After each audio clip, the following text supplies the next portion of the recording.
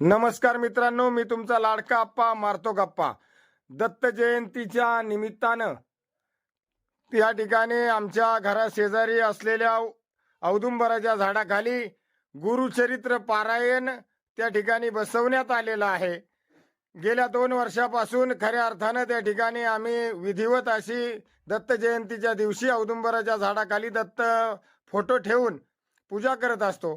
या वर्षी त्या ठिकाणी आम्ही गुरुचरित्र पारायण त्या ठिकाणी औदुंबराच्या झाडाखाली ठेवलेलं आहे. आणि सर्व मुली म्हणजेच सानिका असेल, त्याचप्रमाणे सोनी असेल, सई असेल, त्याचप्रमाणे आमची भाऊजाई श्यामल वहिनी या ठिकाणी पारायण करत असतात. पारायण झाल्यानंतर सकाळी त्या ठिकाणी आरतीचा कार्यक्रम संपन्न होतो. आरती झाल्यानंतर प्रसाद वाटपाचा कार्यक्रम होतो. धन्यवाद मित्रांनो. या ठिकाणी आपला ब्लॉग संपतोय. भेटूया पुढच्या ब्लॉगमध्ये.